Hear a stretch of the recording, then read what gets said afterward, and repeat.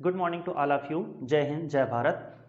Today we start class 10th NCERT chapter 1 chemical reaction and equations. इसमें हम लोगों ने फर्स्ट पार्ट की स्टडी कर ली है। हम लोग आज सेकेंड पार्ट स्टार्ट कर रहे हैं। सेकेंड पार्ट में हम लोग टाइप्स ऑफ रिएक्शन की equation, types of chemical reactions पढ़ेंगे। Types of the chemical reactions, देखिए टाइप्स ऑफ केमिकल रिएक्शन में आपकी कई टाइप की केमिकल रिएक्शन है, हम वन बाय वन स्टडी करेंगे। फर्स्ट ऑफ ऑल जो रिएक्शन है आपकी वो है कॉम्बिनेशन रिएक्शन। देखिए कॉम्बिनेशन रिएक्शन का मतलब इसके नाम से ही मतलब समझ में आ रहा है कि जब कोई दो चीज कंबाइंड होकर के वन थिंग्स का फॉर्मेशन करे, टू थिंग्स का कॉम्बिनेशन होकर के वन थिंग्स का फॉर्मेशन हो तो उसे क्या बोलेंगे? कॉम्बिनेशन। उसी को तो बोलते हैं जोड़ना। कॉम्बिनेशन मीन्स होता है एडिशन, जोड़ देना। इसमें क्या होता है कि टू थिंग्स, जैसे आपकी ये calcium oxide that means slagged lime है, ये स्लैग्ड लाइम वन हो गया, टू हो गया। मीन्स जो रिएक्टेंट है, ये रिएक्टेंट का जो पोर्शन है, रिएक्टेंट में टू कंपाउंड होंगे या टू एलिमेंट होंगे, और जो हमारा प्रोडक्ट है, प्रोडक्ट में सिंगल एलिमेंट होंगे। तो इस तरह की जितनी भी रिएक्शन होंगी उनको हम बोलेंगे कॉम्बिनेशन रिएक्शन। इस तरह की जितनी भी रिएक्शन होंगी उनको हम बोलेंगे कॉम्बिनेशन रिएक्शन। तो ये आपका जो रिएक्टेंट पोर्शन है, रिएक्टेंट में टू एटम, टू मॉलिक्यूल्स, मतलब आपका टू पार्ट होना चाहिए, टू पार्ट में होना चाहिए रिएक्टेंट। और जो आपका ये प्रोडक्ट है ये बनना चाहिए सिंगल। ये कैसा होना चाहिए? ये बनना चाहिए सिंगल।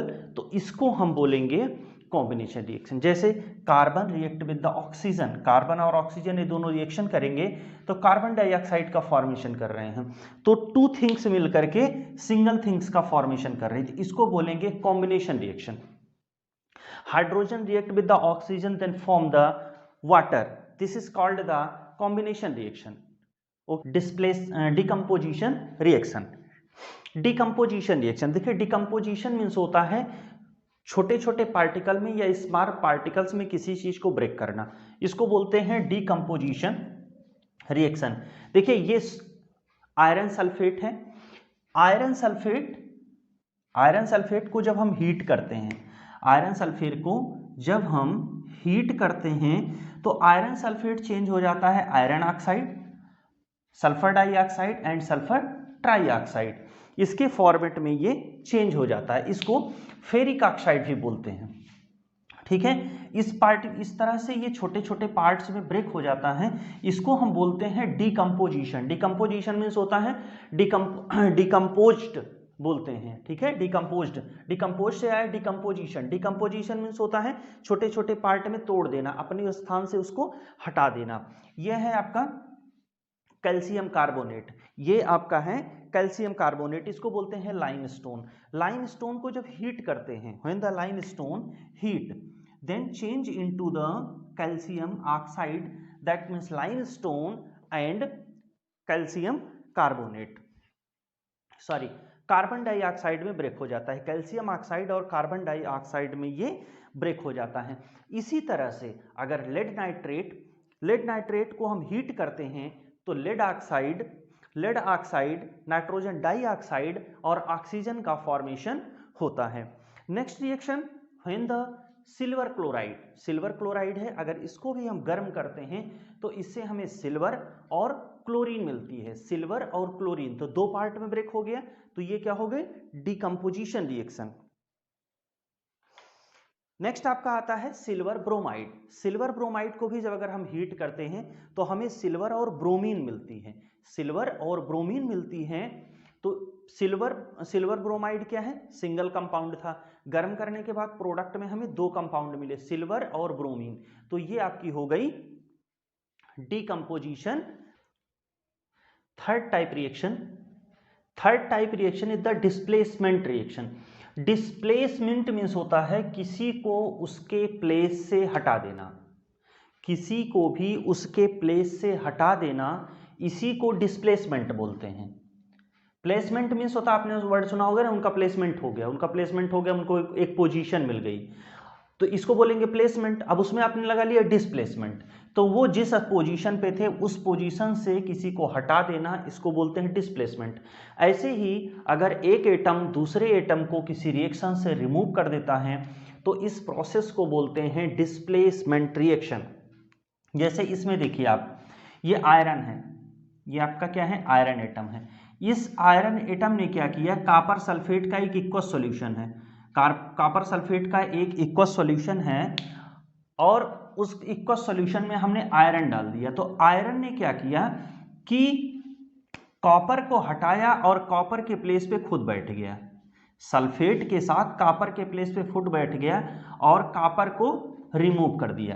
देखिए इसमें ये इसको रिमूव कैसे कर पा रहा है, इसमें होता है जैसे मान लीजिए एक कोई ताकतवर आदमी जिसके पास ताकत ज़्यादा है, जिसके पास पावर ज़्यादा है, वो आ जाता है तो छोटे आदमी को जिसके पास कम पावर है वो क्या करता है, वहाँ से उसको हटा देता है। जैसे मान लीजिए एक चेयर रखी है, एक चेयर रखी है, उस पर कोई एक आदमी बैठा हुआ है, एक चेयर रखी उस पर कोई एक आदमी बैठा हुआ है, वो आया, एक पहलवान टाइप का आदमी आया, एक रेस्लर आया, उसने क्या किया, उठा करके उस आदमी को हटाया और खुद बैठ जाता है। तो ये केमिकल रिएक्शन में ये डिस्प्लेसमेंट जो रिएक्शन है इसमें एक रेडॉक्स सीरीज आती है। नेक्स्ट क्लास में हम उस रेडॉक्स सीरीज के बारे में डिस्कस करेंगे, तब हम आपको उसमें बताएंगे कि रेडॉक्स सीरीज कैसी होती है और कौन किसको रिमूव कर सकता है, कौन किसको रिमूव नहीं कर सकता है। तो ये डिस्प्लेसमेंट रिएक्शन इस तरह से होती है। ऐसे ही कॉपर सल्फेट के सॉल्यूशन में, कॉपर सल्फेट के सॉल्यूशन में जिंक डाल देते हैं, सॉलिड जिंक डाल देते हैं, तो जिंक सल्फेट के साथ रिएक्शन करती है और कॉपर को सॉलिड फॉर्म में रिमूव कर देती है। ऐसे ही कॉपर क्लोराइड में अगर हम लेड डाल देते हैं तो लेड क्लोराइड का फॉर्मेशन होता है एंड कॉपर जो है वो रिमूव हो जाता है। तो ये आपकी डिस्प्लेसमेंट रिएक्शन है, ये आपकी थर्ड टाइप की रिएक्शन है, जिसको बोलते हैं डिस्प्लेसमेंट रिएक्शन। आई होप कि आपको समझ में आया होगा। जब जो नेक्स्ट टाइप की रिएक्शन है वो है डबल डिस्प्लेसमेंट रिएक्शन। इसी में हम लोग देखते हैं कि डबल डिस्प्लेसमेंट रिएक्शन क्या होती है। रिएक्शन देखिए, डबल डिस्प्लेसमेंट रिएक्शन में क्या होता है, जैसे पिछले में था कि एक कोई एटम था या एक एलिमेंट था, किसी एक कंपाउंड से इसको रिमूव कर रहा था, लेकिन इसमें क्या होता है कि इसमें 4 मेंबर होते हैं। इसमें क्या होगा, इसमें 4 मेंबर होंगे। जैसे देखिए आप, सोडियम सल्फेट, तो देखिए ये एक क्या हुआ, एक ये एलिमेंट है, एक एटम है, और ये क्या है, एक रेडिकल है। ये पीछे वीडियो में हमने बताया एलिमेंट और रेडिकल, आप उस वहां से देख सकते हैं। एलिमेंट है और ये एक रेडिकल है, ठीक। यहाँ पर क्या है, यहाँ पर एक एलिमेंट है, एक एटम है, और यहाँ पर भी एक एटम है, तो ये 4 हो गए, ये हो गए 4 आपके। तो अब इसमें क्या होगा, इंटरचेंज होगा। जैसे मान लीजिए कि अभी दोस्त हैं, 2 दोस्त हैं, जैसे मान लीजिए 2 दोस्त हैं, ए और बी, सी और डी, ठीक। तो हुआ क्या कि किसी दिन टीचर ने पनिशमेंट दे दिया, तो उन्होंने कहा आज जो है ए और डी साथ साथ रहेंगे, बी और सी साथ साथ रहेंगे, ए और डी साथ साथ रहेंगे, बी और सी साथ साथ रहेंगे। लेकिन यह है कि जब इन्हें फेवरेबल कंडीशन मिलेगी, जैसे आज के दिन के लिए दिया, जब नेक्स्ट डे आएगा तो टीचर अब देख नहीं रहे होंगे, तो ये क्या करेंगे, ये पेयर जो है वो ब्रेक कर देंगे और अपने फेवरेट जो उनका सबसे बेस्ट फ्रेंड है उस फ्रेंड के साथ चले जाएंगे। तो वैसे ही इसमें ये होता है कि कौन सा एटम किस एटम के साथ कंफर्टेबल फील करता है, कौन सा एटम किस एटम के साथ कंफर्टेबल फील करता है। तो जैसे इसमें जो सोडियम एटम है, जो आपका सोडियम एटम है, ये क्लोरीन के साथ बहुत कंफर्टेबल रहता है, तो ये सोडियम अपना चला जाएगा क्लोरीन के साथ कि भैया हम तो सोडियम चले गए क्लोरीन के साथ, हम क्लोरीन के साथ रहेंगे। देखिए जो ये बेरियम है, ये सल्फेट, ये बेरियम साइज में बड़ा होता है और सल्फेट भी साइज में बड़ा होता है, तो बेरियम चला जाएगा सल्फेट के साथ और बनाएगा बेरियम सल्फेट। तो देखिए इंटरचेंज हो गया, सोडियम गया क्लोरीन के साथ और बेरियम गया सल्फेट के साथ, तो ये बन गया बेरियम सल्फेट और ये बन गया सोडियम क्लोराइड। तो इसमें क्या हुआ, 2 डिस्प्लेसमेंट हो रहा है, 2 डिस्प्लेसमेंट हो रहा है, ये भी डिस्प्लेस हो रहा है और ये भी डिस्प्लेस हो रहा है। तो इसीलिए हम इसको बोलते हैं डबल। स्टडी करेंगे एक्सोथर्मिक और एंडोथर्मिक रिएक्शन। देखिए इसकी जो रिएक्शन है, केमिकल इक्वेशन है, वो आपकी बुक में लिखा हुआ है, आप उसे पढ़ते रहते हैं, हम लोग जनरल टर्म में इसे बात करेंगे। देखो इसमें 3 टाइप के क्वेश्चन आते हैं। एक, what is the exothermic reaction, what is the endothermic reaction and what is the difference between the endothermic reaction and exothermic reaction। इसको हम लोग जरा देखते हैं प्रैक्टिकल एग्जांपल से। जैसे अगर हम आपसे कहें कि ये एक्सोथर्मिक रिएक्शन क्या है, तो पहले एक्सोथर्मिक रिएक्शन क्या है इसकी डिफिनीशन देखेंगे। तो हम बोलेंगे reaction in which heat is released along with the formation of product are called exothermic reaction। कोई भी ऐसी रिएक्शन हो जिसमें हीट रिलीज होती है उसे हम एक्सोथर्मिक रिएक्शन कहते हैं। जैसे आपका burning of the paper, burning of the leaves, burning of the wood, burning of LPG, burning of CNG, ये जितनी भी रिएक्शंस हैं इन सब में हीट रिलीज होती हैं और इस सारी रिएक्शन को हम एक्सोथर्मिक कहते हैं कोई भी चीज। और इसी तरह से चूंकि जो रेस्पायरेशन की प्रोसेस है वो चाहे रेस्पायरेशन आपकी प्लांट में हो, चाहे वो ह्यूमन बीइंग में हो, एनिमल में हो, कैटल्स में हो, इंसेक्ट्स में हो, जो रेस्पायरेशन की रिएक्शन है ये भी एक तरह की बर्निंग रिएक्शन है। बस रेस्पायरेशन रिएक्शन को हम बोलते हैं कंट्रोल्ड बर्निंग, इसको बोलते हैं कंट्रोल्ड बर्निंग, और इससे भी एनर्जी रिलीज होती है। इसीलिए जो रेस्पायरेशन की रिएक्शन है उस रिएक्शन को भी हम एक्सोथर्मिक रिएक्शन कहते हैं, उस रिएक्शन को भी हम लोग एक्सोथर्मिक रिएक्शन कहते हैं। नेक्स्ट आपकी जो रिएक्शन आई वो आपकी आई एंडोथर्मिक रिएक्शन। अब एंडोथर्मिक रिएक्शन के बारे में हम बात करें तो एंडोथर्मिक रिएक्शन वो होती हैं जो हीट को एब्जॉर्ब करती हैं, जो रिएक्शन की प्रोसेस अंडर प्रोसेस में हीट को एब्जॉर्ब करती हैं। जैसे इसका सबसे बेस्ट एग्जांपल है आपका, जो इसका बेस्ट एग्जांपल है वो है फोटोसिंथेसिस। फोटोसिंथेसिस में क्या होता है कि हीट को एब्जॉर्ब करते हैं, हीट को बॉन्ड के थ्रू एक कंपाउंड में, एक मॉलिक्यूल्स में फॉर्म करते हैं। जैसे जो ग्लूकोज होता है, जो ग्लूकोज जब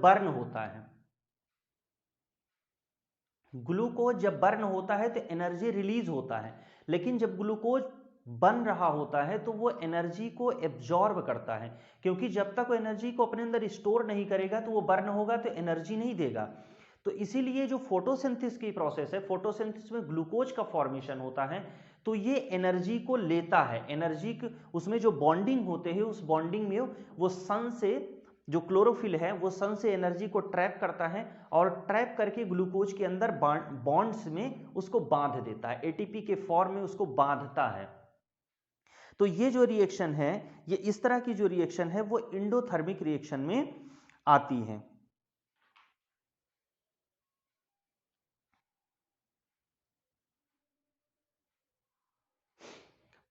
तो ये आपका हो गया एक्सोथर्मिक रिएक्शन और एंडोथर्मिक रिएक्शन। तो हमने जो है वो डिफरेंट टाइप की रिएक्शंस जो है वो पढ़ ली।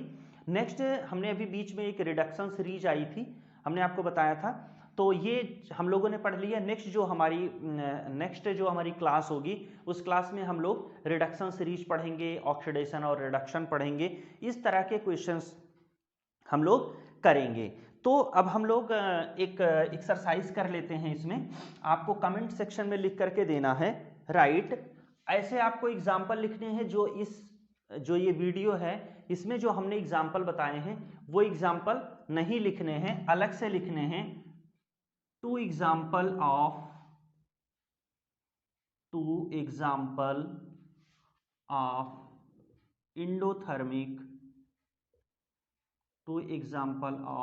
endothermic and exothermic reaction